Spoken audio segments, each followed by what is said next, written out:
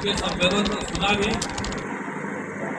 और गौशाला चलाने गौ संवर्धन बोर्ड की ओर से मान्यता प्राप्त है। गौशालाओं में व्यवस्था की दृष्टि से सभी व्यवस्थाएं की गई है। इसके लिए हमारे कोऑर्डिनेटर डॉक्टर यहाँ पर जसपाल जी उपस्थित हैं। आप सबको वेटनरी विभाग की ओर से इस प्रकार की व्यवस्थाएं हैं बताएंगे भी, समझाएंगे भी और जरूरत पड़ेगी तो आप एक प्रबंध को तैयार करके गौशाला चलाने की पद्धति के बारे में भी आगे ले जाएंगे। ऐसा मध्य प्रदेश की भारतीय जनता पार्टी की सरकार देश के नरेंद्र मोदी जी के नेतृत्व में डॉक्टर मोहन यादव जी के नेतृत्व में प्रयास कर रहे हैं। मित्रों, जब से डॉक्टर मोहन यादव जी मुख्यमंत्री का शपथ लिए हैं, लगातार दूरांचल वनांचल क्षेत्रों के लिए उनकी दिशा अच्छी कैसे हो, चाहे वो सामाजिक स्तर पर हो, चाहे निर्माणक स्तर पर हो, चाहे वह स्वभाव के स्तर पर हो, चाहे संस्कार के स्तर पर हो, सभी पुरातन से लेकर आज तक के सभी चीजों को ध्यान में रखते हुए काम कर रहे हैं। आज हम सबके बीच में कुछ ग्राम पंचायत की ओर संभाली हुई। अक्सर कर हम जहाँ काम दे देते हैं घोषणा बहुत कम करते हैं, इसलिए कि जहाँ की बनने वाली सड़क के काम बताया नहीं जाता है, भाषण नहीं दिया जाता है। लेकिन जब 5 वर्षों में आपको सभी सड़कें बनी दिखेगी, सभी क्षेत्रों में आपकी उपयोगी आवश्यकताएं, चाहे वह पीने का पानी हो, चाहे वो विद्यालय हो, विद्यालय की मांग हो रही थी, घोषणा करने की बात नहीं है, लेकिन सरपंच साहब ने अगली बार ही बताया था, हमने पहल भी किया। जब प्राथमिक है तो माध्यमिक अगली बार हो जाएगा, इसका प्रयास माध्यमिक है तो हाई स्कूल हो जाएगा, इसका प्रयास मान लेता है। हमने शिक्षा मंत्री से बात किया और पहल भी किया, तो अभी शासन और 18वां और पूर्ति 2 विद्यालयों के बारे में हमने प्रस्ताव शिक्षा मंत्री जी को दिया है। शासन हाई स्कूल है, हाई सेकेंडरी है, लेकिन कहा कि अभी हम उन्नयन नहीं कर रहे हैं, लेकिन इसके स्वरूप जो एक विधानसभाओं में एक 2 विद्यालय करेंगे। शासन स्तर पर आपके मांग को पहले भी हमने चर्चा किया हुआ है, प्रयास किया हुआ है और कोशिश ये करनी है कि आपकी अपेक्षा के अनुसार आने वाले सत्र में चालू हो जाए, तो शुभकामना हो, अच्छा हो। निरंतर जो दूरांचल क्षेत्र है, वनांचल क्षेत्र है, जिस इलाके का विकास नहीं हो पाया है, उसको आगे ले आने के लिए हमारी प्राथमिकता है। आपने देखा होगा कि जब पहली बार अटल बिहारी वाजपेयी जी देश के प्रधानमंत्री बने, उन्होंने एक नाम दिया, प्रधानमंत्री ग्रामीण सड़क योजना।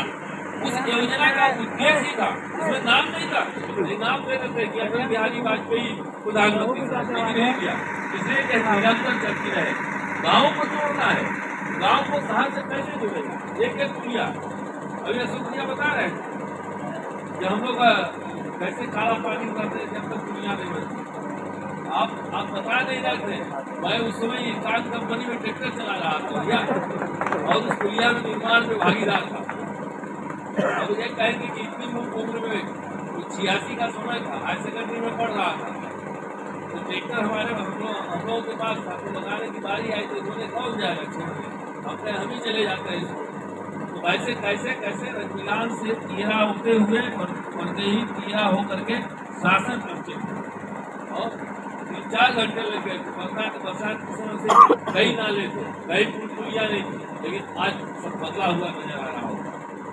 आज आपको जहाँ जाना है, सभी तरह प्रधानमंत्री सड़क बनने की वजह से आप कहीं भी जा सकते हैं। यह जरूर है कि हो सकता है बड़े वाहनों की वजह से कोई दिक्कत होती होगी, इसलिए सड़कें पहली बार बनती है तो कहीं दब जाता है और पहाड़ी इलाका है तो कहीं ऊपर नीचे हो जाता है, तो उसको 1 बार 2 बार 3 बार अपन प्रयास करके बनाएंगे और पीसीसी बनाएंगे, अच्छे तरीके से बनाएंगे। हमारा प्रयास रहेगा कि हर पंचायत को बीती बात हो गया होगा, आगे के लिए हर पंचायतों को मिनिमम 30 लाख से 40 लाख की आवश्यकता होता है और काम सबको देंगे और प्रयास करेंगे कि एक साथ चाहे वो दल विशेष का व्यक्ति नहीं है, काम सबका है। जैसे अशोक भैया ने कहा कि हम तो पंचायत चलाते हैं, कोई दल विशेष का काम नहीं करते। हमारा तो दल विशेष की बात ही नहीं है। जिस प्रकार से आज चुनाव के बाद पहली बार आया, जिस प्रकार से लोगों ने मतदान किया और उस मतदान में जिस प्रकार से हमको विधायक बनाया, और जितनी हमारी पार्टी वोट पाती थी पहले, उससे 3 गुना वोट देकर के आप लोग विजय करा। हमको घर जीतने का अधिकार है। आप लोगों की वजह से हमारा मान सम्मान बढ़ा है। आप लोगों की वजह से एक विधायक जाने से मध्य प्रदेश की सरकार बनी हुई है। यह सहभागिता है और सहभागिता के कारण हम विकास करेंगे हर क्षेत्रों में। एक बात बालू की आई, बालू के बारे में हमारी पहले भी बात हुई है।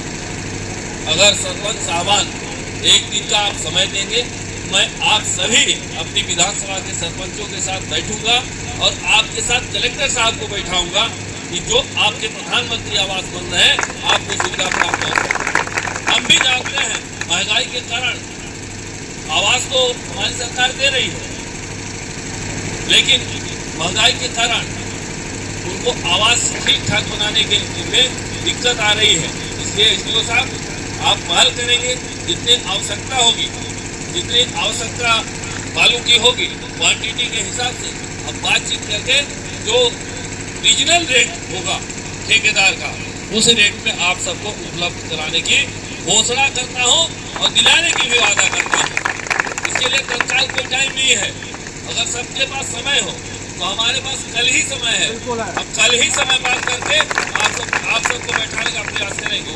कलेक्टर से बात करेंगे। हो सकता है कल संडे है, तो संडे के कारण कोई दिक्कत आए तो मंडे नहीं छूटेगा, मंडे को आप सबको बैठा करके बात करेंगे। ये जन्मित समस्या है और गरीब की समस्या है। जिस गरीब के लिए माननीय देश के यशस्वी प्रधानमंत्री नरेंद्र मोदी जी ने कहा था कि जिनको छत नहीं है उनको छत देने का काम करेंगे, तो हमको कहते हैं कि ठेकेदार भी सहयोग करने के लिए खड़ा होगा, हम भी खड़े होंगे, कोई व्यक्ति भी खड़ा होगा, पत्रकार साथी भी खड़े होंगे, जनमानस खड़ा होगा और सबकी मनोभावना वहाँ खड़ी रहेगी।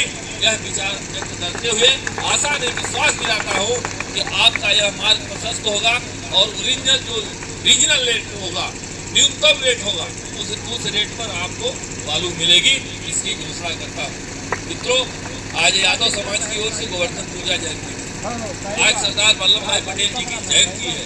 हमारे सतना के सांसद माननीय गणेश सिंह जी उस कार्यक्रम के चीफ गेस्ट हैं, वहाँ भी हमको जाना है। इसलिए ज्यादा बात न करते हुए आज सभी से चुनाव के बाद आए होंगे, कुछ कम लोगों से मुलाकात हुई होगी, फिर चुनाव आ गया था लोकसभा में भी आप लोगों ने भरपूर सहयोग किया, देश में सरकार बनाने में आप लोगों ने मदद करी। हमारा भी कर्तव्य बनता है कि आपके विकास में, गौशाला के विकास में कोई कमी न पड़े, उसकी पूर्ति करने के लिए डबल इंजन की सरकार, देश की सरकार और प्रदेश की सरकार तत्पर है।